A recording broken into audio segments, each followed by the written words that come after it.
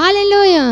దేవుని నీతి కలిగిన వాడు ఒక ఆపద కలిగిన, ఒక శ్రమ కలిగిన, ఒక బెదిరింపు కలిగిన, ఒక కలవరము కలిగిన ఏం చేస్తాడో తెలుసా? యెహోవా నామములోనికి పరిగెత్తుతాడు. ఎందుకనంటే ఆ నామమే ఆశ్రయదుర్గం, బలమైన దుర్గం. హల్లెలూయా, హల్లెలూయా. బలమైన దుర్గం. అందులోనికి నీతిమంతుడు పరిగెత్తి ఏం చేస్తాడట? సురక్షితంగా ఉంటాడు. ఈరోజు నేను వాక్యం ఏం చెప్తున్నాను తెలుసా? నువ్వు నీతిమంతురాలివైతే నీకు కలిగిన కలవరలు ఎక్కడికి పరిగెత్తుకు రావాలి? యేసయ్య నామము కిందకి పరిగెత్తుకు రావాలి. యేసయ్య నామం ఏమై ఉందట? బలమైన దుర్గం. యెహోవా నామము బలమైన దుర్గము. నీతిమంతుడు, నీతిమంతురాలు అందులోనికి పరిగెత్తి సురక్షితముగా ఉందురు.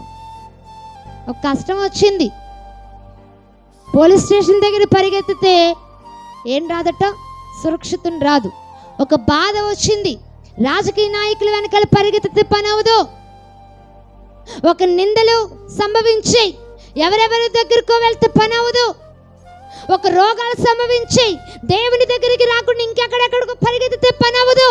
కానీ వాక్యం ఏమంటుంది అంటే, యెహోవా నామము క్రిందికి, యేసయ్య నామము క్రిందికి నువ్వు పరిగెత్తితే కనుక అక్కడ నీకు సురక్షితం. హల్లెలూయా.